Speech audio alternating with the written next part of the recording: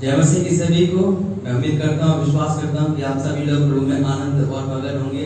आइए फिर से आज की आराधना के लिए हम अपने आप को तैयार करेंगे और प्रभु का धन्यवाद करेंगे कि परमेश्वर ने फिर से हमें मौका दिया है कि हम उसकी हजूरी में बैठकर उस परमेश्वर के लिए हम अपनी भेंट को चढ़ा सकें। तो आंखें बंद करेंगे, हम प्रभु का धन्यवाद करेंगे, प्रभु को बोलेंगे, पिता आज फिर से तेरी आराधना में मैं तेरी हुजूरी को महसूस करने पाऊँ, तेरी महिमा का बादल मेरे ऊपर छाया करने पाए और तेरी आत्मा से परिपूर्ण होने पाऊँ पिता। हालेलुया।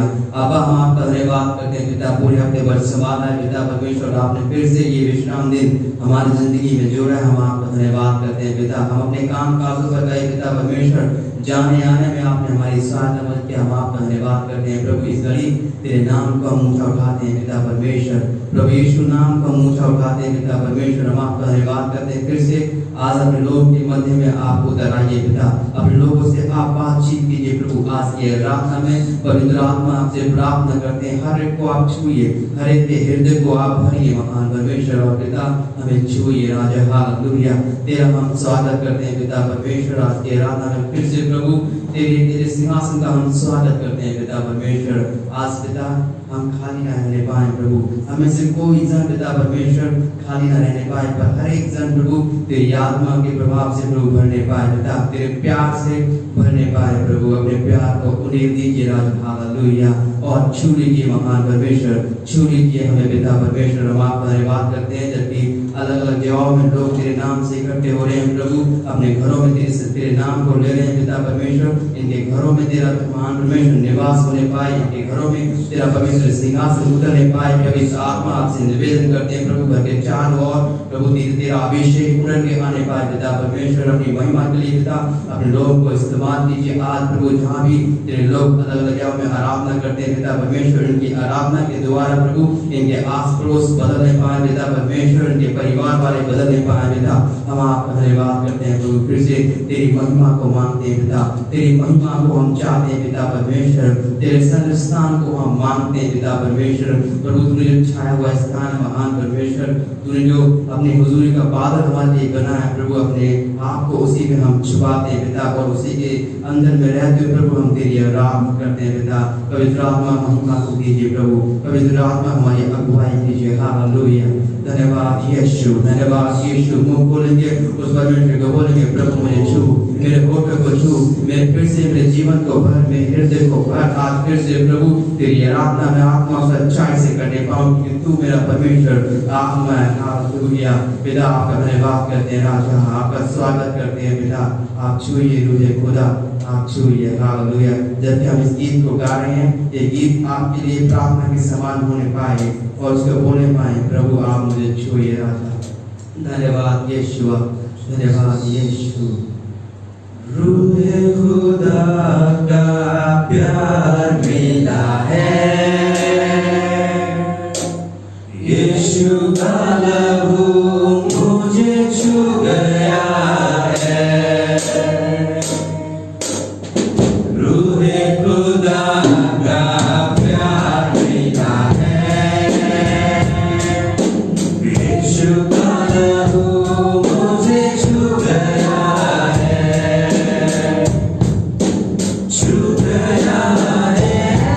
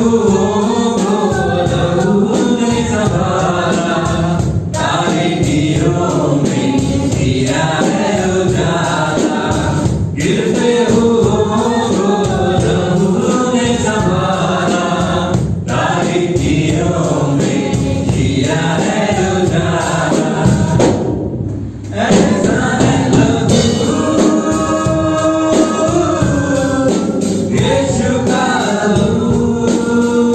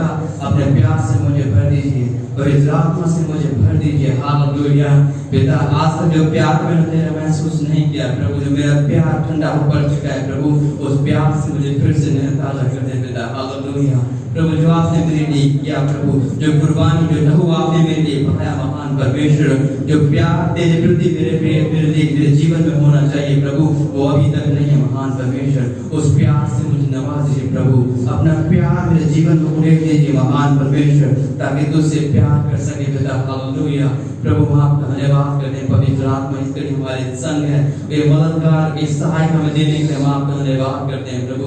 आपका हम धन्यवाद करते हैं कि पवित्र आत्मा की इच्छा तूने हमारे जिंदगी में दिया है प्रभु।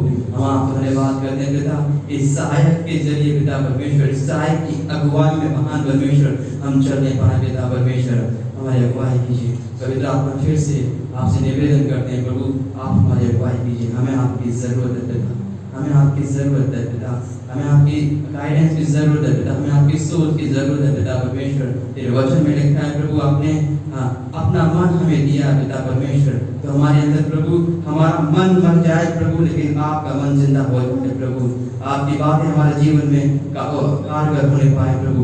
हम आपका धन्यवाद करते हैं। पवित्र आत्मा इस कड़ी प्रभु हमारी सहायता कीजिए, आप लोगों की सहायता कीजिए आराधना करने में प्रभु, और दीजिए प्रभु।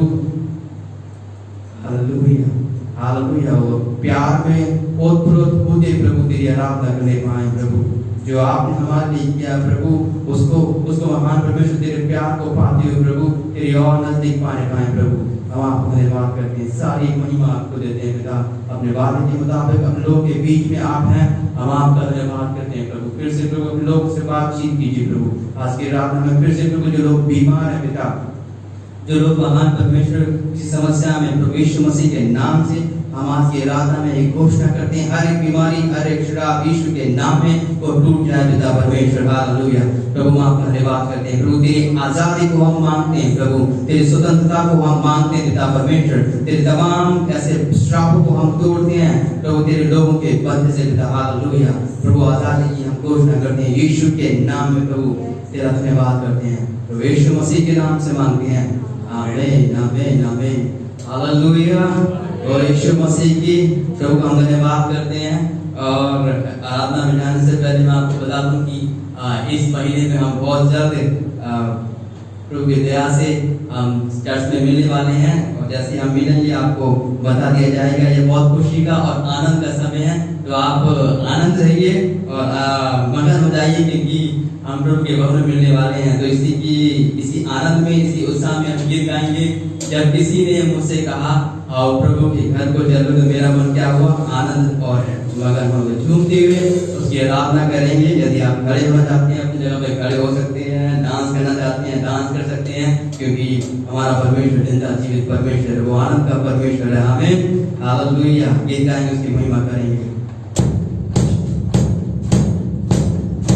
जब किसी ने ये मुझसे कहा, आओ प्रभु के घर को चले, जब किसी ने ये मुझसे कहा, आओ प्रभु के घर को चले, मेरा मन आनंदित हुआ, मेरा मन झूमने लगा,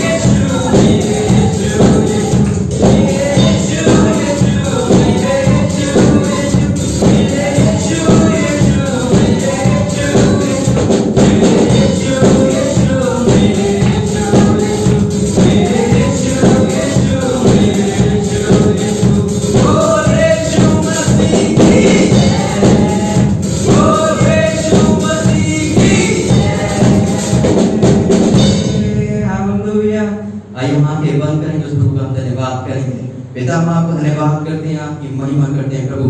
आपका प्यार महान है प्रभु, आपकी दया अपरंपार है, आपका अनुग्रह अपरंपार है प्रभु। हम आपका धन्यवाद करते हैं प्रभु, आपकी महिमा आपकी तारीफ करते हैं राजा।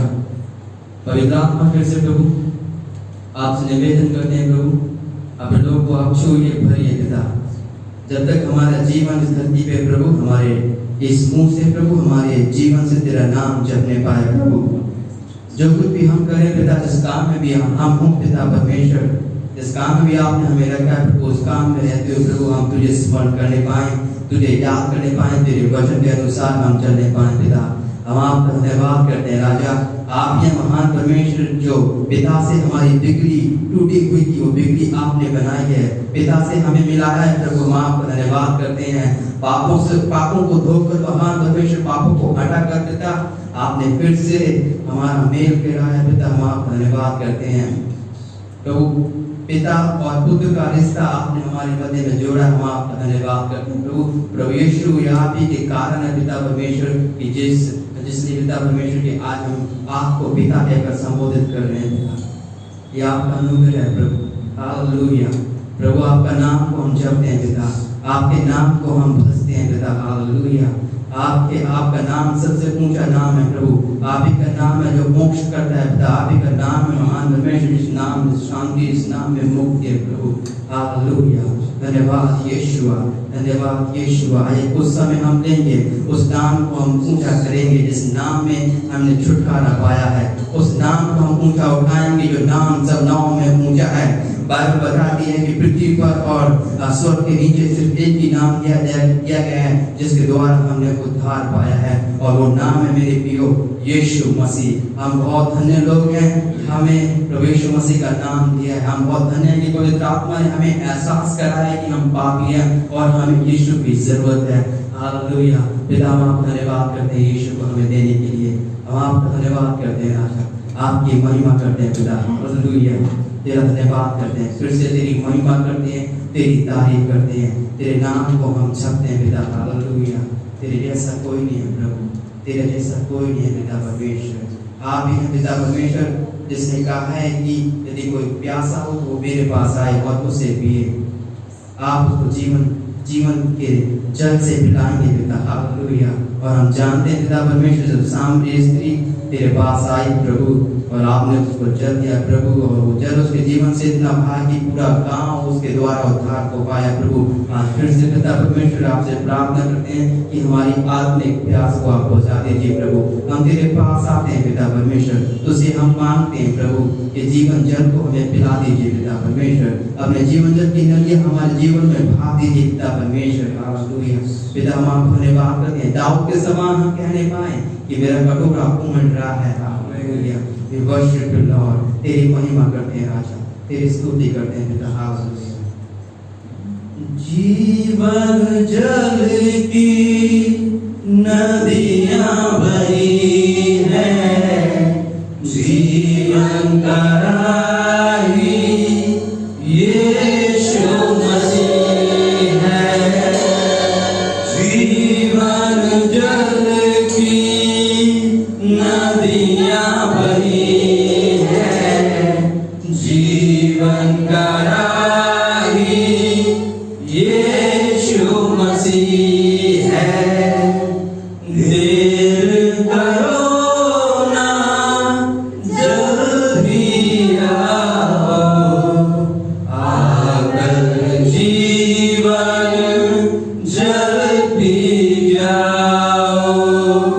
देर करो ना जल्दी आओ, आकर जीवन जल पी जाओ। सुबह हो या शाम लेना प्रभु का नाम और कहते जाना है यीशु यीशु नाम। सुबह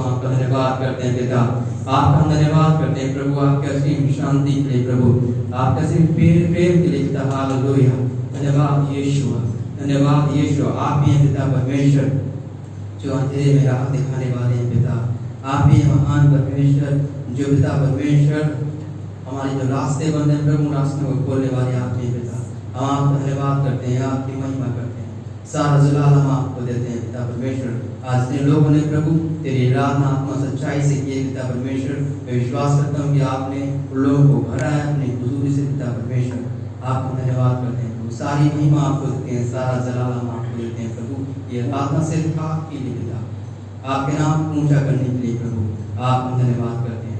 प्रभु यीशु मसीह के नाम से मांगते हैं, आमीन आमीन आमीन।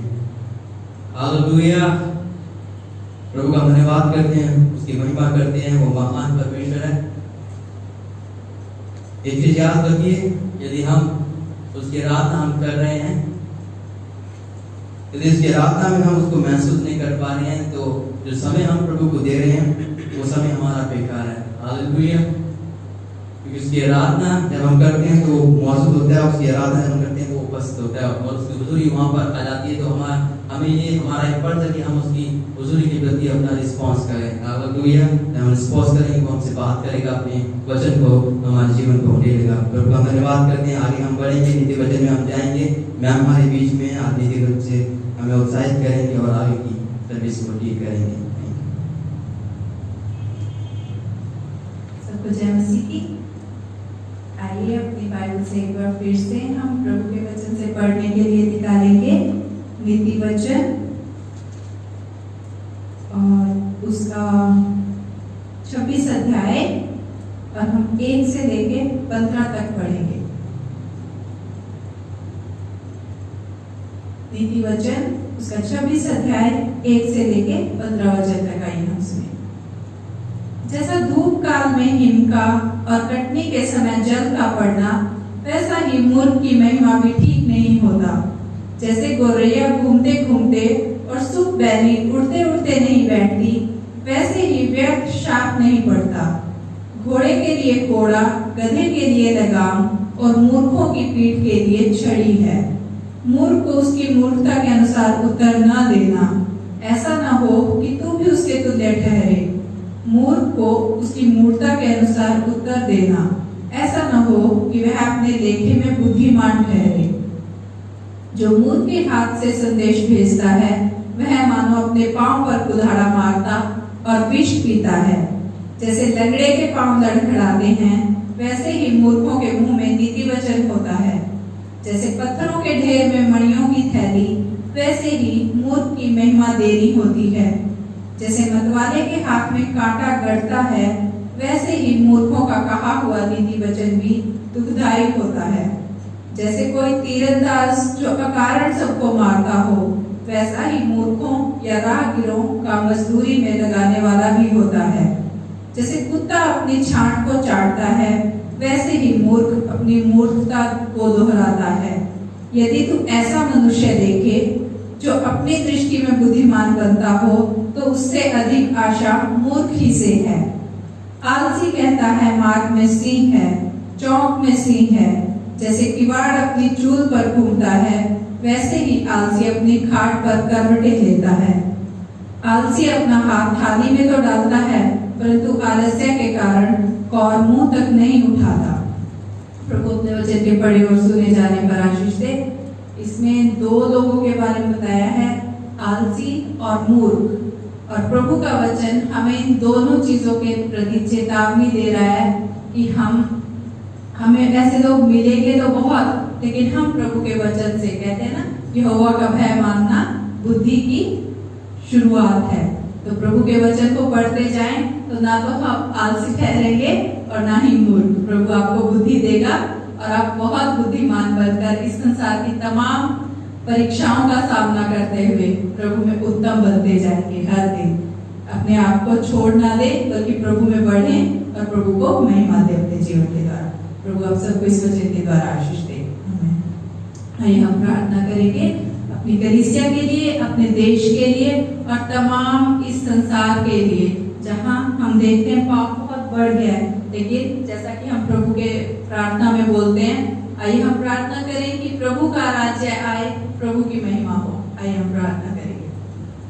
सामर्थ्य दयालु प्रभु आपका धन्यवाद करते हैं परमेश्वर कि आप हमारे महान राजा हैं पिता परमेश्वर। प्रभु धन्यवाद देते हैं कि सारी बुद्धि प्रभु आप ही से मिलती है पिता परमेश्वर। तमाम उत्तम पदार्थ प्रभु आप ही से मिलते हैं पिता परमेश्वर। धन्यवाद देते हैं पिता कि आप हमें प्यार करने वाले परमेश्वर हैं। यदि हम आपसे मांगे तो ऐसी कोई चीज नहीं है प्रभु जी जो आपने हमसे रख छोड़ी हो पिता परमेश्वर। प्रभु जी, एक बार हम फिर से आपका अनुग्रह, आपकी आशीष प्रभु अपनी कलीसिया पर प्रभु, आपके चर्च पर मांगते हैं पिता परमेश्वर कि इस संसार में प्रभु जब आपने हमें रखा है प्रभु अपने लोगों की तरह, तो होने दे प्रभु कि इस समय जब परीक्षाएं प्रभु, सताव प्रभु जी, और बहुत सी ऐसी बातें हैं प्रभु जो आपके लोगों को पीछे खींचने का कारण बनती है पिता परमेश्वर, लेकिन होने दे पिता जो लोग आपके नाम का सहारा लेते हैं पिता, वो इन तमाम बातों का सामना करते हुए आगे बढ़ते जाएं और प्रभु उस पड़ाव तक पहुंचने पाए जहां आपने वो इनाम प्रभु अनंत काल के जीवन में हमारे लिए रखा है पिता परमेश्वर। प्रभु जी, हम आपसे प्रार्थना करते हैं अगुओं के लिए पिता, जो इस संसार में परमेश्वर आपकी कलीसिया की अगुवाई करते हैं प्रभु, उन्हें अपने बुद्धि ज्ञान से परिपूर्ण करें पिता, अपनी तमाम आशीषों से परिपूर्ण करें पिता परमेश्वर, ताकि वो चरवाहों के समान प्रभु जी आपकी कलीसिया की अगुवाई करने पाए, आपके राज्य को बढ़ाने पाए, आपको महिमा देने पाए पिता परमेश्वर। प्रभु जी, हम आपसे प्रार्थना करते हैं कोरोना वायरस के लिए पिताजी प्रभु, जब स्पीड थोड़ी कम हो रही है लेकिन केसेस बढ़ रहे हैं पिता परमेश्वर, प्रभु हम आपसे मांगते हैं इस वायरस को भी खत्म करें पिता, ताकि ये दुनिया प्रभु जी फिर से नॉर्मल हो सके और आपको धन्यवाद देते हुए प्रभु आपकी महिमा करने पाए पिता परमेश्वर। प्रभु जी, इस समय हम खास तौर से प्रार्थना करते हैं अपनी कलीसिया के भाई वसंत के लिए पिता परमेश्वर, जब उन्हें आपके खास अनुग्रह की आवश्यकता एक बार फिर से है पिता, प्रभु आप अपना हाथ उन पर रखें और होने दे पिता कि उनके जीवन के द्वारा आपके नाम को महिमा मिले। प्रभु उनकी तमाम जरूरतों को भी आपके हाथों में सौंपते हैं और मांगते हैं पिता आप उनके साथ हो पिता परमेश्वर। धन्यवाद देते हैं भाई राम गोपाल के लिए पिता परमेश्वर कि आपने उन्हें छुआ है, चंगाई दी है पिता परमेश्वर, और वो पहले से बहुत बेहतर है पिता परमेश्वर। मांगते हैं पिता आप उन्हें पूर्ण चंगाई दें, अपने भवन में लेकर आए पिता परमेश्वर। धन्यवाद देते हैं प्रभु कि बहुत ही नजदीकी के समय में हम ये आशा रख रहे हैं पिता परमेश्वर कि हम सब आपके भवन में एक बार फिर से इकट्ठे होने पाएंगे पिता। हम आपकी सुरक्षा, आपका अनुग्रह मांगते हैं पिता आपकी कलीसिया पर, तमाम कलीसियाओं पर पिता परमेश्वर की जब चर्चेस फिर से खुलने को है पिता परमेश्वर, आप अपनी सुरक्षा उन पर रखें पिता। प्रभु जी, हम आपसे मांगते हैं कि जब प्रभु तमाम कलीसियाएं आपकी आराधना करें तो आपकी उपस्थिति प्रभु इस दिन में उनके साथ हो और आपकी सुंदर उपस्थिति के द्वारा वो आशीषित होकर आप में बढ़ने पाए पिता परमेश्वर। प्रभु जी, हम अपने आप को आपके हाथों में सौंपते हैं और धन्यवाद के साथ प्रार्थना प्रभु यीशु के नाम से मांगते हैं, आमीन। इस समय है हम अपनी भेंटों को परमेश्वर के सम्मुख लेकर आएंगे। आइए अपनी भेंटों को अपने हाथों में ले लें ताकि हम उन पर आशीष के वचनों की प्रार्थना कर सके और प्रभु आपको उसका फल दे।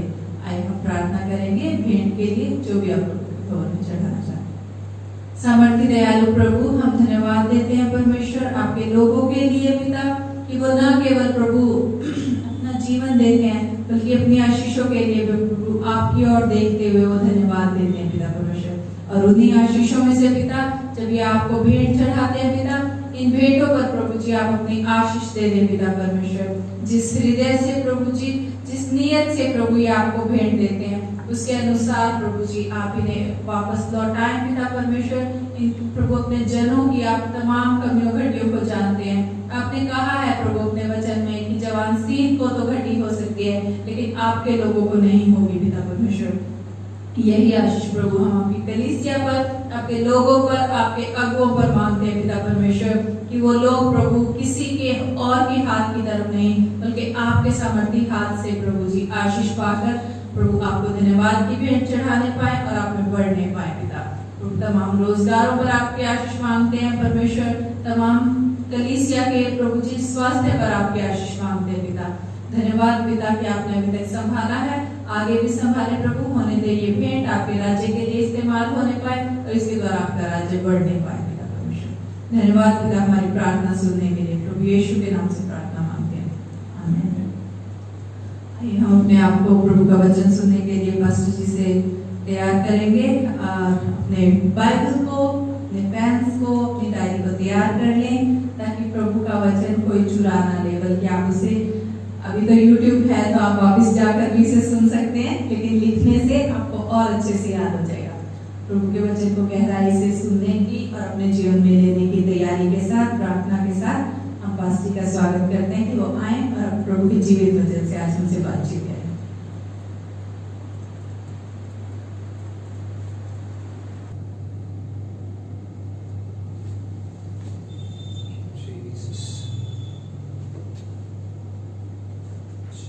हालेलुया।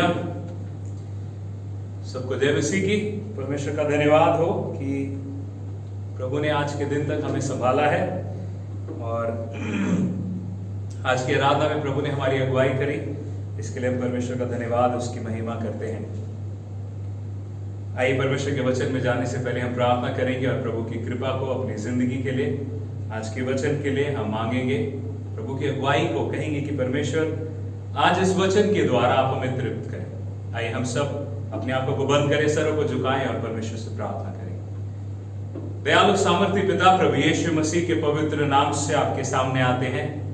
आपसे मांगते हैं परमेश्वर पिता कि आज अपनी कृपा में प्रभु आप हम सब से बात करें। परमेश्वर धन्यवाद करते हैं आज की आराधना में प्रभु आपने हमें तृप्त किया।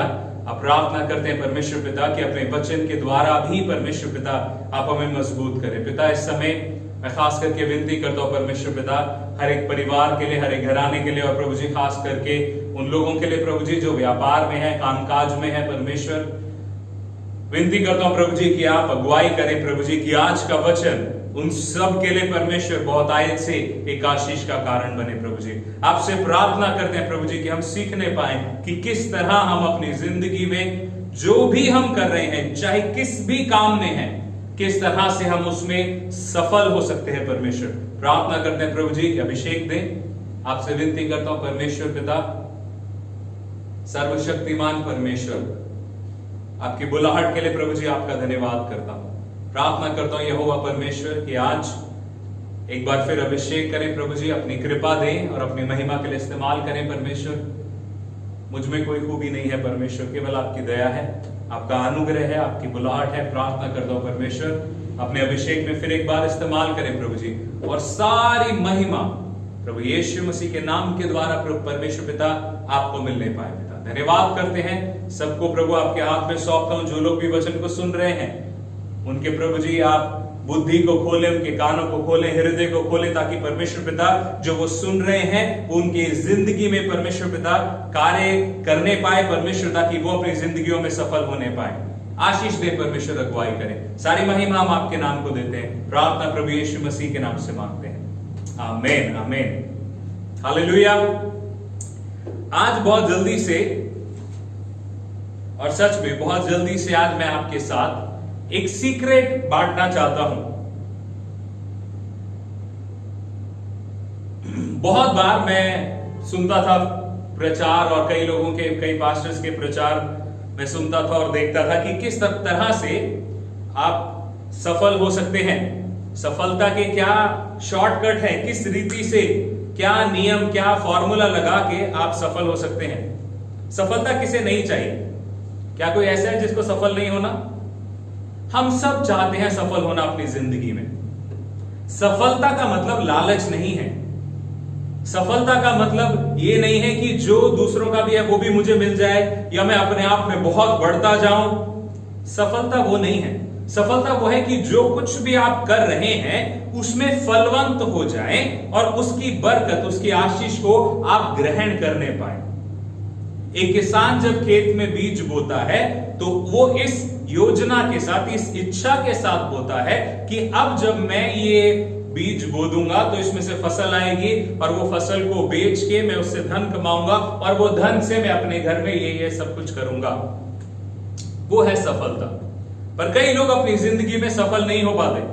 बार बार घूम फिर के फिर वही कुछ काम शुरू करेंगे, फिर ठोकर खाएंगे, फिर गिरेंगे, फिर खड़े होंगे, फिर गिरेंगे, फिर खड़े होंगे, परंतु बार सब कुछ कोशिश करने के बाद भी वो सफल नहीं हो पाते। क्या कारण है? क्या मुश्किल है? आज मैं आपके साथ 3 चीजें बांटना चाहता हूं। अगर वो 3 चीजें आप अपनी जिंदगी में लागू कर लें, वो 3 चीजों को अगर आप अपने व्यापार में, आप जो जहां पे नौकरी कर रहे हैं उसमें, हर एक चीज में अगर आप ये 3 चीजें डाल लें तो आपको सफल होने से कोई नहीं रोक सकता। आइए परमेश्वर के वचन में से हम सिद्धांतों को लेंगे। ये क्योंकि अलग अलग सिद्धांत हैं तो एक बाइबल के एक हिस्से में से हम लोग इसको नहीं ले पाएंगे, क्योंकि ये वचन में से जो अलग अलग जगह पे परमेश्वर ने नियम बताए हैं उनको हम सफलता में कैसे इस्तेमाल कर पाएंगे। तो आइए हम वचन में से अलग अलग जगह से इसको सीखेंगे कि वो नियम क्या है। सबसे पहली चीज जो परमेश्वर के वचन से, जिस व्यक्ति की जिंदगी से हम सीखते हैं, सबसे पहली चीज पाई जाती है उत्पत्ति की पुस्तक उसके 6 अध्याय उसके 14 वचन से लेके 22 वचन में। उत्पत्ति उसका 6 अध्याय 14 वचन से 6 अध्याय 14 वचन से लेके 22 वचन तक। यहां पर परमेश्वर एक व्यक्ति के साथ बात कर रहा है और उस व्यक्ति का नाम है नूह। नूह को परमेश्वर ने कहा कि अब पृथ्वी पे पाप बहुत बढ़ गया है और मैं पृथ्वी पे एक जल प्रलय लाने जा रहा हूं। प्रलय, जल प्रलय का मतलब एक बहुत बड़ी बाढ़ लाने जा रहा हूं संसार भर में। तब परमेश्वर ने नूह को कहा कि नूह अब तू एक जहाज बना। अब परमेश्वर ने जो आज्ञा नूह को दी थी उसमें परमेश्वर ने क्या क्या उसको कहा और उससे हम क्या सीखते हैं, निकालें मेरे साथ उत्पत्ति 6 अध्याय उसके 14 वचन से। इसलिए तू गोपेर वृक्ष की लकड़ी का एक जहाज बना ले, उसमें कोठरियां बनाना और भीतर बाहर उस पर राल लगाना। इस ढंग से तू उसको बनाना, जहाज की लंबाई 300 हाथ, चौड़ाई 50 हाथ, ऊंचाई 30 हाथ की हो। जहाज में एक खिड़की बनाना और उसके एक हाथ ऊपर से उसकी छत बनाना, और जहाज की एक और एक द्वार रखना, और जहाज में पहला, दूसरा, तीसरा खंड बनाना। और सुन, मैं आप पृथ्वी पर जल प्रलय करके सब प्राणियों को जिनमें जीवन का प्राण है आकाश के नीचे से नष्ट करने पर हूं, और सब जो पृथ्वी पर हैं मर जाएंगे, परंतु तेरे संग मैं वाचा बांधता हूं, इसलिए तो अपने पुत्रों, स्त्री, बहुओं समेत जहाज में प्रवेश करना। 19 वचन सुने। और सब जीवित प्राणियों में से तू एक एक जाति के 2-2 अर्थात एक नर एक मादा जहाज में ले जाकर अपने साथ जीवित रखना। एक जाति के पक्षी, एक एक जाति के पशु, एक एक जाति के भूमि पर रेंगने वाले, सब में से 2-2 तेरे पास आएंगे कि तू उनको जीवित रखे। और भांति भांति का भोज्य पदार्थ जो खाया जाता है उनको तू लेकर उनके अपने पास इकट्ठा कर रखना, जो तेरे और उनके भोजन के लिए होगा। परमेश्वर की इस आज्ञा के अनुसार नूह ने किया। सबसे पहली चीज जो आपको अपनी जिंदगी में, अपने व्यापार में, अपने कामकाज में, अपनी नौकरी में, अपनी दिनचर्या में डाल लेनी है, सबसे पहली चीज है कार्य प्रणाली का आदर करना। कार्य प्रणाली का आदर करना, रिस्पेक्टिंग द प्रोसेस। अब कार्य प्रणाली क्या है? कोई भी काम को करने के लिए एक समय लगता है, एक तरीका होता है एक काम को करने का। कई लोग सोचते हैं कि ये व्यक्ति ये काम कर रहा है तो शायद, अरे इसने तो अभी इतना सफल हो गया है तो मैं भी ये काम करूंगा और मैं तुरंत से उसके जैसा सफल हो जाऊंगा। लोग कोशिश करते हैं, वही काम वो कर रहा है, वही काम ये कर रहे हैं, पर वो व्यक्ति तो बहुत सफल हो गया पर ये सफल नहीं हो पाए। एक इंसान ने देखा कि अरे साथ वाले मेरे सामने एक दुकान है और वहां पर एक आदमी छोले भटूरे बना रहा है, उसकी दुकान पे बहुत भीड़ है, इसने कहा मैं भी बनाऊंगा। अगले दिन वो भी छोले भटूरे बना के बेचने लगा, पर उसकी दुकान पे कोई नहीं आ रहा, जो आ रहा है वो खा के फिर छोड़ दे रहा है, दोबारा कोई नहीं आ रहा, पर इसके पास लोग आ रहे हैं। उसका कारण क्या है कि ये आदमी जिस काम पर, जिस जगह पर, जहां पर ये आज पहुंचा है, उसने उस प्रणाली का आदर किया है। वो धीरे धीरे धीरे धीरे सीखते सीखते सीखते सीखते आज यहां पर पहुंचा है। हर इंसान को, और खास करके आज की पीढ़ी को, आज के समय में लोगों को शॉर्टकट चाहिए। ये जो कार्य प्रणाली में जीना है ये लोगों को बोरिंग लगता है। आजकल हमें सब कुछ बहुत फास्ट फास्ट चाहिए, इसीलिए वो फास्ट फूड, हमें कहीं जाना है तो हमें जहाज से जाना है, फटाफट पहुंच जाए। किसी को हम फोन करके कह दें जल्दी से ना मुझे जरूरत है, आप मेरे पास आ जाना, तो हम सोचेंगे कि अगर उसका घर 10 मिनट दूर है तो हम सोचेंगे कि 10 मिनट के अंदर वो पहुंच जाए। हमारे अंदर उतावलापन हो जाएगा और 10 मिनट होने से पहले ही 8 मिनट में हाँ कहां तक पहुंच गया। हम करते हैं कि नहीं करते?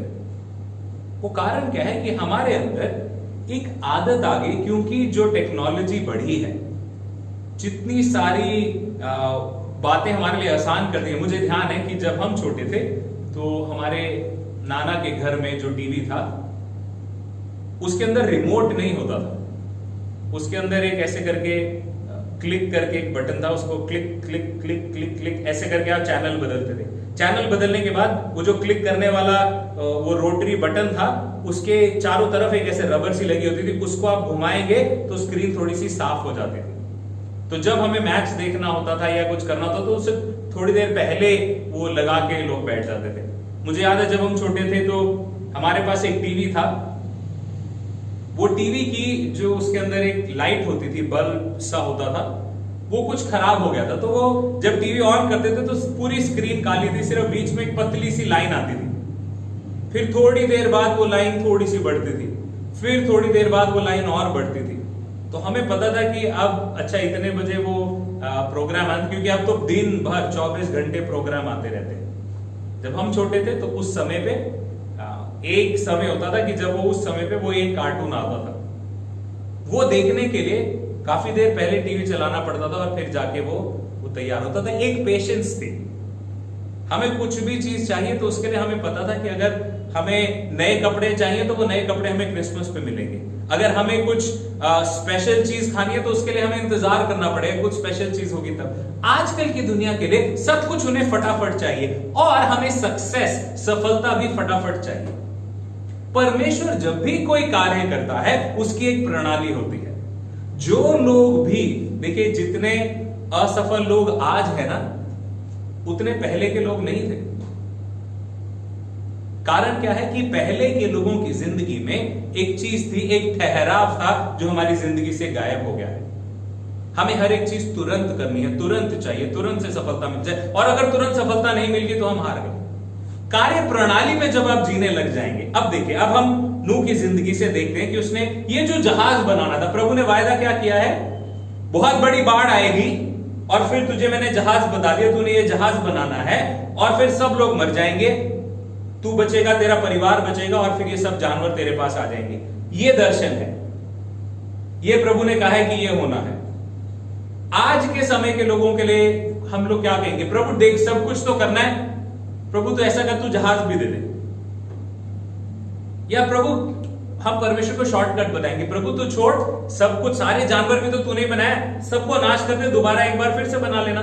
आजकल हम सब कुछ रीबूट कर देते हैं ना, आजकल रिपेयर का सिस्टम नहीं रहा। कोई चीज खराब होगी उसको तोड़ के फेंक दो, दूसरी नई ले लो।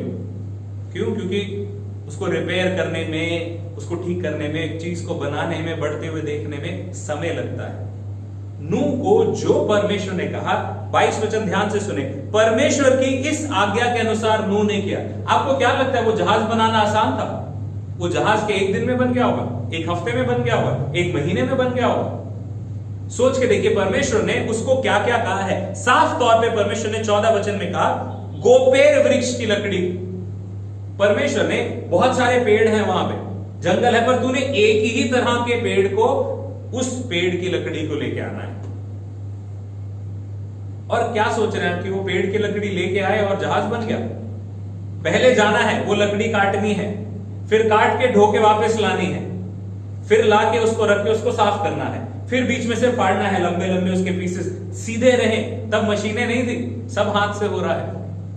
वो करने के बाद फिर जाना है, फिर दूसरा पेड़, ऐसे करते करते इतना लंबा जहाज बनाने के लिए उसको कितना समय लगा होगा। और वो लकड़ी ये नहीं कि देखिए, पहले आप ये पास वाली लकड़ी काट के लिया, फिर पेड़ थोड़ी सी और दूर होगा, फिर और दूर होगा, उसको बार बार मेहनत करनी पड़ रही है। परंतु उसने उस चीज का, उस कार्य प्रणाली का, उस प्रोसेस का आदर किया। जो कुछ उसको कहा गया, वचन कहता है जैसा उसको कहा गया वैसा ही उसने किया। मेरे प्रिय, एक चीज याद रखें, परमेश्वर जो है वो प्रोसेस का परमेश्वर है। हमारा परमेश्वर कार्य प्रणाली का परमेश्वर है, वो अचानक से कुछ भी नहीं करता। परमेश्वर ने एक वायदा दिया कि अब्राहम, मैं तुझसे एक बड़ा देश बनाऊंगा। बड़ा लंबा प्रोसेस लगा उसमें, एक प्रक्रिया थी। उस प्रक्रिया के दौरान में जो विश्वास योग्य रहता है, जो उस प्रक्रिया का आदर करता है, वही सफल होता है। अब्राहम को परमेश्वर ने कहा तू ये सब छोड़ के, उत्पत्ति 12:1, ये सब छोड़ के मेरे पीछे हो ले, उस देश को जा जहां जो मैं तुझे दिखाऊंगा। अब्राहम सब छोड़ के चल पड़ा। विपत्तियां आई, मुश्किलें आई, चुनौतियां आई, हार आई, जीत आई, पर वो चलता रहा 25 साल तक अब्राहम के संतान नहीं दी, पर परमेश्वर ने संतान दी। जब संतान दे दी तो परमेश्वर ने कहा अब इसको मार दे।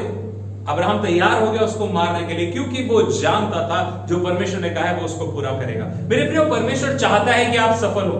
प्रभु नहीं चाहता कि कोई भी असफल हो, पर उसके लिए कोई शॉर्टकट नहीं है। कोई तरीका नहीं कि आप आए और पास्टर आपके सर पे हाथ रख के आपके ऊपर कोई सफलता का नया अभिषेक रिलीज कर दे। ओहो, मैंने आपके ऊपर रिलीज कर दिया है सफलता का अभिषेक और अब आप सफल हो जाएंगे। ये झूठ है, ये ड्रामा है, ये नाटक है। वचन नहीं बताता कि कोई ऐसा सफलता का स्पेशल अभिषेक है। वचन हमें सिद्धांत सिखाता है, प्रिंसिपल सिखाता है, नियम सिखाता है, जिन पे चलने के द्वारा हम आशीषित होते हैं। हम सबको आशीष चाहिए, सफलता चाहिए। प्रभु बता रहा है कि एक प्रोसेस है, एक प्रणाली है। निर्गमन 26 अध्याय में परमेश्वर ने जब कहा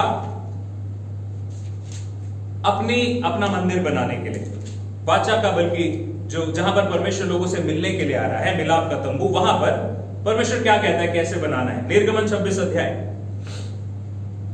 फिर निवास स्थान के लिए 10 पर्दे बनवाना, इनको बटी हुई सनी वाले और नीले, बैंगनी, लाल रंग के कपड़े का कढ़ाई के काम किए हुए करबों के साथ बनवाना।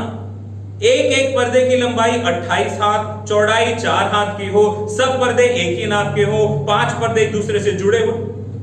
ये पूरा अध्याय परमेश्वर बता रहा है कि काम कैसे करना है।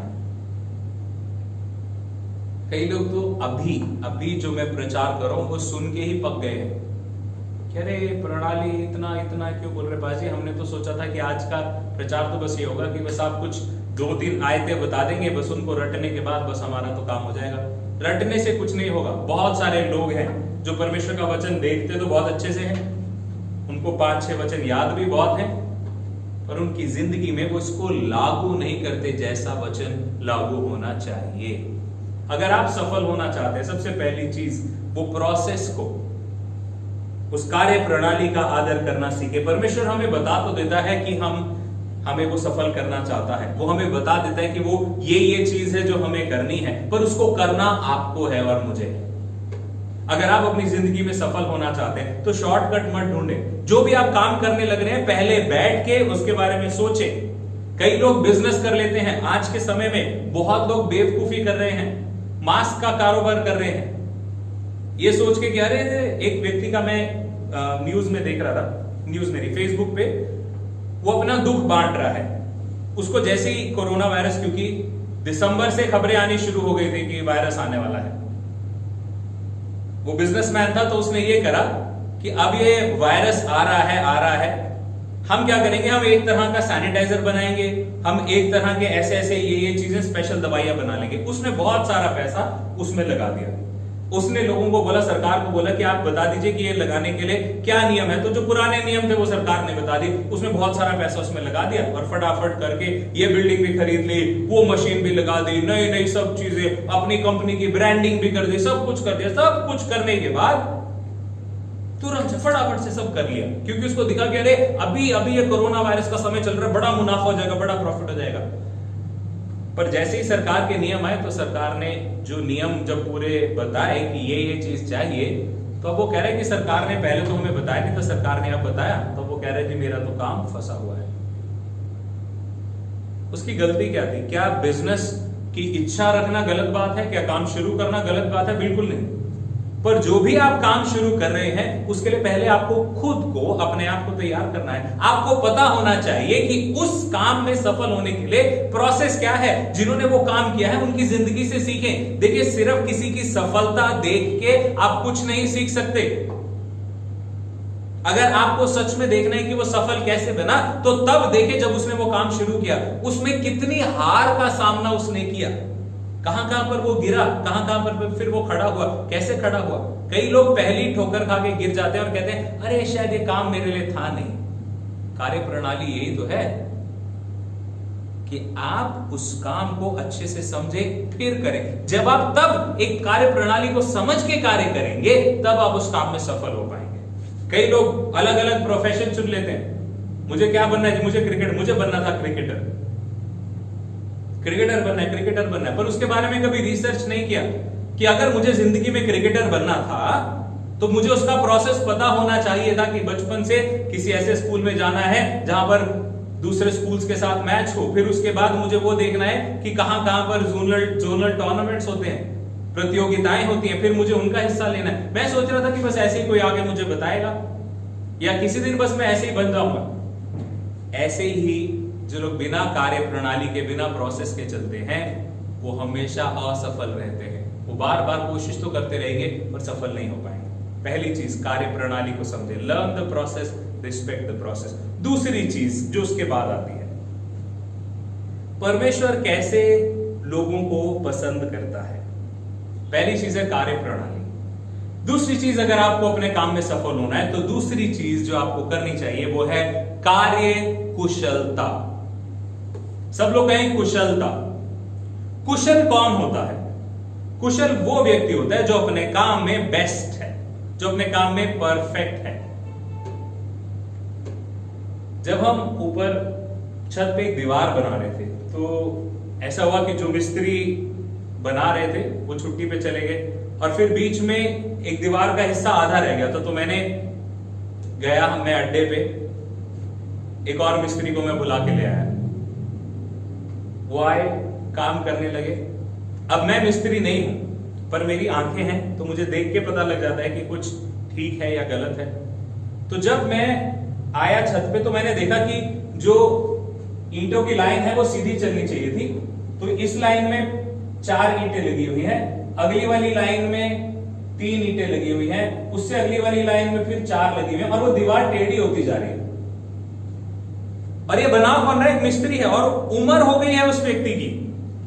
वो कोई यंग सा लड़का नहीं था, लगभग मेरे ख्याल से उनकी उम्र 50, 55, 60 साल की होगी।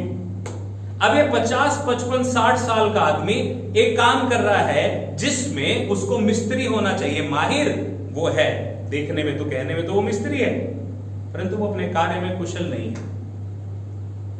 मैंने उनको बोला कि ये निकाले, कहते नहीं नहीं बेटा इसके ऊपर तो प्लास्टर हो जाएगा ना तो कुछ पता नहीं लगेगा। ये व्यक्ति जो जुगाड़ करके काम कर रहा है वो अपने काम में सफल आदमी नहीं है, वो कभी भी सफल नहीं हो सकता। एक चीज ध्यान रखें, जुगाड़ या कोई भी आपको समस्या आ गई, क्योंकि हमारे भारत में जुगाड़ बहुत कॉमन है। बस किसी तरह करके बस चला दो, अभी काम चला दो फटाफट। मैं गाड़ी जब भी रिपेयर कराने जाता हूं तो मैं कभी भी मैं उसको जाके नहीं कहता बस काम चलाओ कर दे। क्यों? अगर मुझे गाड़ी चलानी है तो मुझे कॉन्फिडेंस होना चाहिए, मुझे भरोसा होना चाहिए कि मेरी गाड़ी ठीक चलेगी। तो उसके लिए मुझे थोड़ा सा खर्चा ज्यादा करना पड़ेगा ताकि वो परफेक्ट चले। पर कुछ लोग जुगाड़ में जीते हैं, बस ऐसे फटाफट हो जाए, थोड़ा सा कर दो। वो लोग अपना काम भी वो ऐसे ही करते हैं। किसी को कहा जाए कि चर्च में झाड़ू कर दो, कुशलता का मतलब क्या है कि आपने अगर झाड़ू करी है तो फिर किसी और को झाड़ू करने की जरूरत ना पड़े उस जगह पे। अगर आपने खाना बनाया है तो आप उसमें परफेक्ट हो। अगर आपने प्रचार किया है तो आप उसमें परफेक्ट हो, निपुण हो। और ये नहीं है कि आप एक रात में, एक दिन में हो जाएंगे, पर आपका टारगेट, आपका गोल, आपकी आंखें वहां पर होनी चाहिए कि मुझे परफेक्ट बनना है। कोई परफेक्ट नहीं है, पर हम सबको कोशिश ये करनी है कि मैं अपने काम में परफेक्ट हो जाऊं, कुशल हो जाऊं। देखिए परमेश्वर कैसे लोगों को चाहता है, परमेश्वर क्या कहता है। निर्गमन उसका 31 अध्याय 1 से 6 वचन तक मेरे साथ निकालें। निर्गमन उसका 31 अध्याय 1 से 6 वचन तक ध्यान से सुने। फिर यहोवा ने मूसा से कहा, सुन, मैं ऊरी के पुत्र बसलेल को, जो हूर का पोता और यहूदा के गोत्र का है, नाम लेकर बुलाता हूं। यहां पर एक व्यक्ति को परमेश्वर नाम लेकर बुला रहा है और मैं उसको परमेश्वर की आत्मा से, जो बुद्धि, प्रवीणता, ज्ञान और सब प्रकार के कार्यों की समझ देने वाली आत्मा है, परिपूर्ण करता हूं, जिससे वह कारीगरी के कार्य को बुद्धि से निकाल कर सब भांति की बनावट में, अर्थात सोने, चांदी, पीतल और और जड़ने के लिए मणि काटने में और लकड़ी पर नक्काशी का काम करे। परमेश्वर कैसे काम की उम्मीद कर रहा है? जो अपने काम में प्रवीण हो, बुद्धि के साथ, समझ के साथ, खराई के साथ, सफाई के साथ। आज के समय में वो लोग जो बस ऐसे ही हाँ चलो जी बस कट रही है वाले लोगों का कुछ नहीं होगा आने वाले दिनों में। बहुत सारे लोग हैं काम करने के लिए। अगर आपको सफल होना है तो आपको अपने काम में बेस्ट होना है, और कोई फर्क नहीं पड़ता कितना बड़ा और कितना छोटा काम करे, कोई काम छोटा बड़ा नहीं है। अगर एक सड़क पे झाड़ू लगाने वाला जमादार भी है, अगर वो नौकरी कर रहा है तो उसको उसमें परफेक्ट होना चाहिए। आप जहां पर नौकरी कर रहे हैं, चाहे वो छोटा सा भी काम हो, अगर आपके मालिक ने आपको वो काम दिया है, आपके बॉस ने आपको वो काम दिया है कि आपने ये काम मुझे इतनी तारीख तक खत्म करना है, तो निपुण व्यक्ति वो है।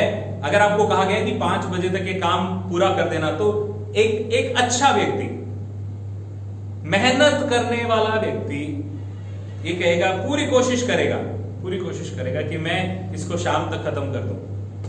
और वो 5 बजे कहेगा कि ये देखिए जी मैंने अपना पूरी बेस्ट कोशिश करी है, बस ये थोड़ा सा रह गया है, ठीक है। फिर बॉस भी कहेगा अरे वेरी गुड यार, तूने अच्छी कोशिश करी। मेहनती व्यक्ति फिर उसको समझ में आ जाएगा कि यार अच्छा मेरी कैपेसिटी इतनी है, मैं इतना ही कर सकता। अगले दिन फिर वो काम जो बचा है, फिर वो उस काम को करेगा पूरा अगले दिन के लिए। फिर जो अगले दिन का काम है वो थोड़ा सा रह जाएगा क्योंकि मैं कल का काम पूरा कर रहा था। ये एक मेहनती व्यक्ति। पर एक निपुण व्यक्ति कौन है? कुशल व्यक्ति कौन है? जो अपना हर हाल में, चाहे कितनी भी उसको डबल मेहनत क्यों ना करनी पड़े, वो अपने काम को उसी दिन खत्म कर लेगा। और अगर नहीं कर पाया तो अगले दिन समय से पहले आके वो अपने काम को पूरा करेगा, ताकि अगले दिन का काम टल ना जाए, अगले दिन का काम रह ना जाए। कई लोगों को आप देखें, उनका काम कैसा है, उनकी दुकान पे जाए, उनकी दुकान की आप हालत देखेंगे तो ऐसे बिखरी हुई है। मुझे आज भी ध्यान है, हमारे यहीं पे मोहल्ले में, एरिया में एक दुकान है, उनसे मैं कुछ सामान लेने के लिए चला गया और मुझे ऑफ कोर्स किसी और दुकान पे जाना था, पर मैं उनके शायद साथ वाली दुकान पे कुछ लेने के लिए रुका था, तो मैंने कहा शायद यहीं से ले लेता हूं। तो मैं जब दुकान पे गया तो वो उस दुकान के अंदर जब आप घुस रहे हैं तो अलग अलग डब्बे बने हुए, किराने टाइप की दुकान थी। वो किराने के सामान के डब्बों के अंदर जो खाने बने हुए हैं उनके अंदर जाले लगे हुए हैं, डब्बों के ऊपर मिट्टी जमी हुई है, पर दुकान पे काउंटर पे नया सामान भी आया हुआ है। ये क्या दिखा रहा है? क्या ये आदमी अपने काम में कार्यकुशल है? नहीं है। यहां पर परमेश्वर क्या कह रहा है कि अगर आपके पास नहीं है समझ तो परमेश्वर से मांगे। अगर आपको मेरे प्रिय सफल होना है, ये याद रखें, मीडियोकर लोग, मीडियम काम करने वाले लोग, आधा कच्चा पक्का काम करने वाले लोग कभी सफल नहीं होते। क्या आधी पकी रोटी कभी अच्छी लगती है? अगर आपको सफल होना है तो पहली चीज आपको कार्य प्रणाली का पता होना चाहिए और उसका आदर होना चाहिए। पर दूसरी चीज जो आपकी जिंदगी में होनी चाहिए वो है कार्य कुशलता। परमेश्वर कैसे लोगों को चाहता है? भजन संहिता 33 अध्याय उसके 3 वचन में लिखा है कि कुशलता के साथ परमेश्वर के लिए बजाओ, play skilfully for the Lord. जो भी आप कर रहे हैं, मुझे नहीं पता आप क्या कर रहे हैं। अगर आप पुलिस में नौकरी कर रहे हैं तो बेस्ट पुलिस ऑफिसर बने। अगर आप किसी दफ्तर में नौकरी कर रहे हैं तो उस दफ्तर का बेस्ट वर्कर आप होने चाहिए। और उसका एक बहुत बड़ा कारण है, कोई और क्यों ना हो, आप क्यों बेस्ट हो? क्योंकि आप परमेश्वर की संतान हैं, आप परमेश्वर के चुने हुए लोग हैं। आपको और मुझे परमेश्वर ने कहा है कि तुम मेरी निज प्रजा हो, मेरे लोग हो। हमें परफेक्ट होना है मेरे प्रियो। निरंतर, हर दिन, हर रोज देखें कि आपके अंदर कहां पे कमी है, परफेक्ट होने की कोशिश करें। और मैं जो आपको प्रचार कर रहा हूं, मैं ये नहीं कह रहा हूं कि मैं परफेक्ट हूं, पर मैं भी कोशिश कर रहा हूं। हम सबको हर दिन कार्य प्रणाली को फॉलो करना है, धीरज के साथ, मेहनत के साथ, संयम के साथ। पर दूसरा, हमें श्रेष्ठता की ओर जाना है, कार्य कुशल बनना है, कार्य कुशलता को अपनी जिंदगी में लाना है, ताकि आप जो भी कर रहे हैं उसमें आप बेस्ट हो, आपके जैसा और कोई हो ना। एक उदाहरण बता दूं मैं, उसके बाद आगे बढ़ेंगे। एक आदमी था, बहुत बड़ी फैक्ट्री का मालिक था। उसकी फैक्ट्री में एक मशीन थी जो खराब हो गई। वो मशीन के लिए इंजीनियर्स को बुलाया गया। वो आए, उन्होंने देखा कि अरे ये मशीन में हमें समझ में नहीं आ रहा क्या गड़बड़ है। बहुत सारे लोग आए, उन्होंने कोशिश करी, नहीं हुआ। तो वहां पर एक बूढ़ा सा आदमी था जो छोटा मोटा वहां पे और कुछ काम करता था। तो उसने कहा मेरा एक दोस्त है, वो भी मशीनों को ठीक करता है, बहुत अच्छा है मशीनों को ठीक करने में, मैं क्या उसको बुला के लाऊं? तो वो कर देगा। उसने कहा हाँ हाँ जल्दी बुला के लाओ। तो उसको बुलाया गया। वो आदमी आया अपना झोला सा लेके, पुराना झोला, पुराना सा बैग था वो, और वही पुराने टाइप के ही उसने सब कुछ वो कर रखा था, कपड़े भी, जूते भी। उसका मतलब देख के आपको लगता था कि अरे तो बड़े पुराने टाइप का आदमी, पुराना कारीगर है। वो आया, उसने कहा मशीन चला के दिखाइए। उन्होंने मशीन चलाई, उसमें थोड़ी सी आवाज आई, वो बंद हो गई। उसने कहा 1 मिनट रुकिए। वो मशीन के पास गया, मशीन के ऊपर ऐसे करके लेट गया। उसने कहा अब चलाइए। फिर उन्होंने चलाई, फिर वो थोड़ी सी चल के फिर बंद हो गई। फिर उसने वो गया, सब लोग देख रहे कि वे क्या करेगा। वो गया, उसने अपना बैग खोला, उसमें से 2 हथौड़ी ली, फिर उसने एक रख दी और छोटी वाली हथौड़ी ली और गया और मशीन के पास जाकर एक तरफ झुक के उसने हथौड़ी मारी। वापस आया, हथौड़ी रखी, अपना बैग बंद कर दिया, ऐसे उठा लिया और बोला आप मशीन चलाओ। उन्होंने बटन दबाया, मशीन चल गई। सब हैरान हो गए कि अरे अरे अरे अरे अरे अरे आपने क्या करा? तो उन्होंने पूछा कि ठीक है कितने पैसे हुए? उस आदमी ने कहा जी 1 लाख रुपए। अब क्योंकि तय हुआ था कि वो ठीक कर देगा तो पैसे देने पड़ेंगे। उन्होंने कहा ठीक है हम 1 लाख रुपए देंगे, पर आप हमें डिटेल में बताइए कि आपने किस किस चीज का 1 लाख रुपए लगाया है। उसने कहा कि 100 रुपए हथौड़ी मारने के,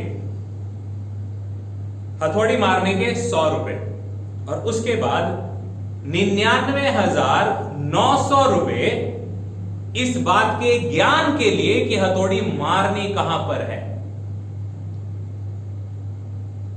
ये है एक कार्य कुशल व्यक्ति। ये अपने काम में इतना परफेक्ट था कि इसको ये पता था कि मुझे कहां पर जाके मैं हथौड़ी मारूंगा, कितनी जोर से मारूंगा, कौन से साइज की मारूंगा, किस एंगल से मारूंगा कि चल जाएगी। और ये एक दिन में नहीं सीखा होगा, पर इसने हर दिन अपने आप को ऐसा तैयार किया। कितनी ऐसी मशीनों को इसने अपने आप को ऐसा ढाल लिया होगा कि ये उनको देख के, उन पर लिपट कर, उनकी आवाज सुनकर समझ सकता था कि कहां पर गड़बड़ है। ये है एक कार्य कुशल व्यक्ति। अगर आपको सफल होना है तो अपने काम में कार्य कुशल होना, परफेक्ट बनने के लिए निर्णय ले, तब आप सफल होंगे। तीसरी और आखिरी चीज जल्दी से, कार्य प्रणाली, कार्य कुशलता, पर तीसरी और आखिरी चीज कार्य निष्ठा। अब इसके लिए मैं एक वचन ले रहा हूं, लूका उसका 9 अध्याय उसका 62 वचन। लूका 9 के 62 में लिखा है कि हर एक व्यक्ति जो हल पर हाथ रखकर पीछे मुड़कर देखता है वो परमेश्वर के राज्य के, प्रभु की सेवा के योग्य नहीं है। अगर आपको सफल होना है तो अगर आप एक काम में, अगर आपने देखिए पहले कार्य प्रणाली समझ ली है कि अच्छा ये काम करना है मुझे, इसके अंदर इसकी बारीकियां ये हैं, इसके फायदे ये हैं, इसके नुकसान ये हैं, इसमें इन चीजों की जरूरत है, इन चीजों का ध्यान रखना है, और फिर अब ठीक है मुझे इसमें परफेक्ट बनना है। आपने वो निर्णय ले लिया। फिर जब आप उसको करना शुरू करते हैं तो निष्ठा का मतलब क्या है? जब आपने उसको करना शुरू कर दिया तो उसको आधे में छोड़ के नहीं भागे। जो लोग हर 4 साल, 5 साल, 10 साल, 2 साल, 6 महीने में काम बदलते रहते हैं, नौकरी बदलते रहते हैं, वो कहीं सफल नहीं होंगे। अंबाला में एक बहुत फेमस करियाने की दुकान है, सरगोदा। हम बहुत छोटे थे जब उस दुकान पर जाया करते थे, राशन के लिए जाते थे, वहां पर बहुत सारे लोग होते, तो वहां पर एक अंकल थे। फिर धीरे धीरे धीरे हम बड़े होते गए। कुछ समय पहले मैं उस दुकान पे गया था, वहां पर मुझे वही जो उस समय पे भैया थे, आज वो अंकल हो गए, वो वहां पर काम करने वाला व्यक्ति है। मैंने उनसे पूछा भैया आपको तो बहुत समय हो गया यहाँ पर? कहते मुझे यहाँ पर 27.5 साल हो गए। ये है कार्यनिष्ठा। ये है वो व्यक्ति जिसने जिस काम को करने की ठान ली है उसको पूरा कर रहा है। कई लोग हाँ मैं तो ऐसे कर सकता हूं, मैं तो ये कर दूं, मैं तो वो कर दूं, और थोड़ा सा दबाव आए और बस। यदि आप काम को करना शुरू करते हैं, देखिए नूह के लिए बड़ी मुश्किल आई होगी, मौसम भी बदले होंगे, थका भी होगा, वो चोट भी लगी होगी, मुश्किलें आई होंगी, चुनौतियां आई होंगी। कई बार इसको ये लगा होगा क्योंकि बारिश नहीं आ रही है, कुछ भी नहीं हो रहा है, और लोग मजाक बना रहे होंगे कि अरे कहां पे है बाढ़ और कहां पे बाढ़ आएगी। नूह कह रहे परमेश्वर ने कहा है पूरी दुनिया में बाढ़ आएगी, पूरी दुनिया में, मतलब पूरी की पूरी दुनिया डूब जाएगी। ये जो पहाड़ है ये भी डूब जाएंगे, जहां पे हम खड़े हैं ये भी जगह डूब जाएगी। Very good, very good. ऐसे कौन सी बारिश होने वाली है? नूह को प्रभु ने नहीं बताया था क्या प्रोसेस होने वाला है कि ये होगा, ऐसे ऐसे होगा, इतने लीटर पानी यहां से निकलेगा, इतना लीटर वहां से निकलेगा, ऊपर से इतना आएगा, नीचे से इतना आएगा, जमीन खुल जाए, वो कुछ नहीं बताया था। पर नूह की जिंदगी में एक निष्ठा थी कि मैंने अब जो ये काम पकड़ लिया है मैं इसको पूरा कर कर ही छोड़ूंगा। अगर आपको सफल होना है अपने काम में, पहली चीज है कार्य प्रणाली, दूसरी कार्य कुशलता और तीसरी है कार्य निष्ठा। अपने काम से प्यार करें। आपका अपने काम के प्रति आदर होना चाहिए, आपका अपने काम के प्रति प्यार होना चाहिए, आपको अपने इंस्ट्रूमेंट से प्यार होना चाहिए। मुझे क्योंकि मेरे सारे प्रचार मैं लिखता हूं हाथ से, फिर उसके बाद मैं उनको टाइप करता हूं। तो मैं हर साल, हमारे यहाँ पे सबको पता है, इवन चर्च में भी जो चर्च के लीडर्स हैं उनको पता है कि हर साल चर्च मुझे गिफ्ट करता था एक अच्छा पेन और एक डायरी का वो सेट। मेरे पास आज भी पहला जो मैंने प्रचार किया है इस चर्च में, आज भी वो डायरीज मेरे पास एज इट इज पड़ी है। मैं बाइबल कॉलेज में जब पढ़ता था, जो नोट्स मैंने वहां बनाए थे वो आज भी मेरे पास एग्जैक्टली रखे हुए हैं और आज भी वो मेरे काम आ रहे हैं। आपके काम के प्रति आपकी एक निष्ठा होनी चाहिए। सेवकाई में जब मैं आया, परमेश्वर ने बुलाया, वो बुलाहट को ग्रहण करके मैंने प्रभु के सामने सिर्फ एक कंडीशन रखी थी कि परमेश्वर मैं आपकी सेवकाई में चलूंगा। प्रभु ने मुझे नहीं कहा कि मैं बहुत सारी चीजें करूंगा। प्रभु ने ये जरूर कहा था कि मैं तुझे अलग अलग जगह पर मैं तुझे लेके जाऊंगा और अपने नाम के प्रचार के लिए तुझे इस्तेमाल करूंगा। मैंने उसकी प्रक्रिया को नहीं मुझे पता था, पर परमेश्वर ने जो कहा मैंने उसको ग्रहण करके मैंने प्रभु के सामने एक कंडीशन रखी, प्रभु अगर आपने मुझे सेवकाई के लिए बुलाया तो सिर्फ एक बात से उसको पक्का कर दें कि वो जो कॉलेज है उस कॉलेज के अंदर, बाइबल कॉलेज में मुझे एडमिशन चाहिए। अगर मेरी वहां पे एडमिशन हो जाती है तो फिर मैं समझूंगा कि आपने मुझे वो चिन्ह जो है वो दे दिया कि आपने मुझे बुलाया है। वो चीज हुई, मुझे वो कॉलेज में एडमिशन मिल गया, मैं वहां पे गया और तब से उसके बाद बहुत बार सेवकाई में गिरे उठे, मुश्किलें आई, उठे फिर गिरे फिर उठे, परंतु कभी भी मेरे मन में ये नहीं आया कि यार मैं सेवकाई छोड़ के ना कुछ और कर लूं, क्योंकि हल पर अगर एक बार हाथ रख दिया तो फिर पीछे मुड़ के क्या देखना। मुझे संपूर्ण विश्वास है कि परमेश्वर ने बुलाया है। मुझे मेरी बुलाहट पे तो विश्वास है ही है, पर उससे ज्यादा विश्वास उस पर है जिसने बुलाया है। इसलिए मुझे सेवकाई में किसी चीज का भय नहीं रहता। मैं सफल होऊंगा, कैसा होऊंगा मुझे नहीं पता, मुझे पता है, मुझे उसकी चिंता नहीं होती, क्योंकि मुझे पता है कि असल सफलता परमेश्वर को प्रसन्न करने में है सेवकाई में। पर आपके काम में, आपकी जॉब में, क्या सच में जहां पे आप जॉब कर रहे हैं, जहां पे आप काम कर रहे हैं, या जो भी आप काम कर रहे हैं, आपकी दुकान है, आपका अपना व्यापार है, या आप किसी के पास नौकरी कर रहे हैं, या खुद का अपना छोटा सा कुछ काम कर रहे हैं, कोई सर्विस दे रहे हैं, इलेक्ट्रिशियन है, मैकेनिक है, प्लम्बर है, कुछ भी है, क्या आपको अपने काम से प्रेम है?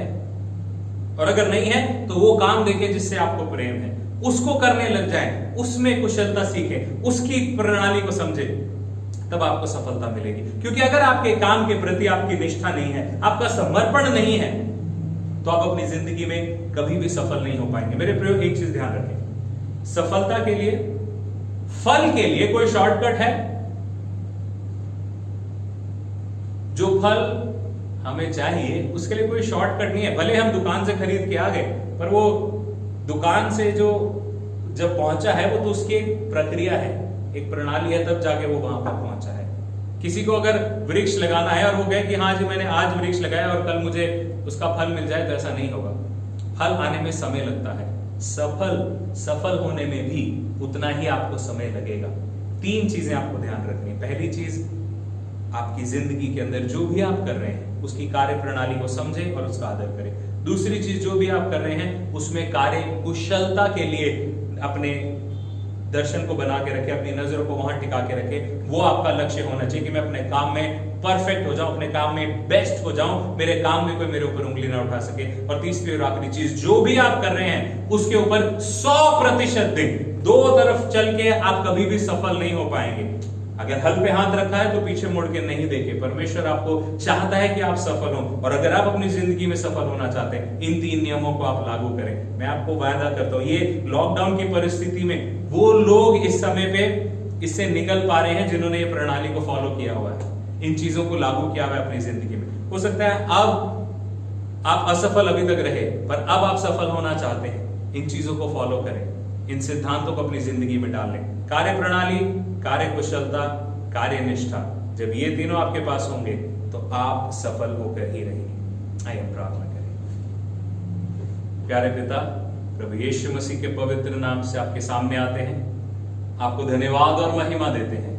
प्रार्थना करते हैं यहोवा परमेश्वर कि आप अपने वचन के द्वारा प्रभु जी हमारी जिंदगी में अद्भुत कार्य करें। मैं प्रार्थना करता हूं प्रभु जी, करुणा हाउस ऑफ प्रेयर के तमाम लोगों के लिए जो आपके वचन को सुन रहे हैं, मैं प्रार्थना करता हूं प्रभु उनकी जिंदगी में कार्य प्रणाली के प्रति आदर, कार्य कुशलता का लक्ष्य और कार्य निष्ठा का चरित्र इनकी जिंदगी में आ जाए, हमारी जिंदगियों में आ जाए प्रभु जी, ताकि हम अपनी जिंदगियों में सफल हो। परमेश्वर पिता, हम ऐसे गुणी बने कि हमें देख के लोग कहने पाए कि इस व्यक्ति में कुछ अलग है, इस भाई में कुछ अलग है, इस बहन में कुछ अलग है, इस इंसान में कुछ अलग है। प्रभु, हम आपके लोग हैं। प्रार्थना करते हैं प्रभु जी, आप हमें सफल करें। आपके वचन में दिए गए नियमों को अपनी जिंदगी में लागू करके प्रभु हम सफलता की ओर बढ़ते जाएं। प्रार्थना करता हूं प्रभु जी, सबको आप आशीष दें, सबको सफल करें, सबको आज्ञाकारी बनाएं और अपनी महिमा के लिए इस्तेमाल करें। धन्यवाद करते हैं पिता। फिर एक बार हम भाई बसंत के लिए प्रार्थना करते हैं। परमेश्वर अनुग्रह करें, उन पर दया करें प्रभु जी, उनकी मदद करें परमेश्वर पिता।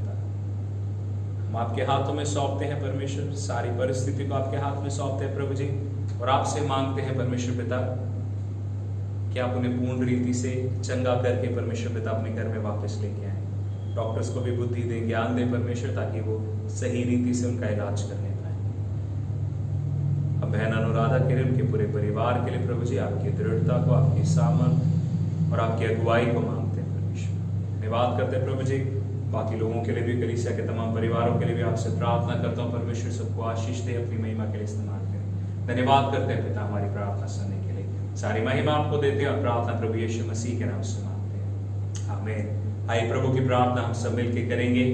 हे हमारे पिता, तू जो स्वर्ग में है, तेरा नाम पवित्र माना जाए, तेरा राज्य आए, तेरी इच्छा जैसे स्वर्ग में पूरी होती है वैसे ही पृथ्वी पर भी हो। हमारे दिन भर की रोटी आज हमें दे, और जिस प्रकार हमने अपने अपराधियों को क्षमा किया है वैसे ही तू भी हमारे अपराधों को क्षमा कर, और हमें परीक्षा में ना ला, परंतु हर बुराई से बचा, क्योंकि राज्य, पराक्रम और महिमा सदा तेरे ही है, आमीन। अब पिता परमेश्वर का प्रेम, प्रभु यीशु मसीह का अनुग्रह, पवित्र आत्मा की सहभागिता अब से लेकर प्रभु यीशु मसीह के दूसरे आगमन तक हम सबों के साथ बनी रहे, आमीन। सबको जय मसीह की। परमेश्वर आपको बहुत अच्छे आशीष दे और आपको सफल बनाए।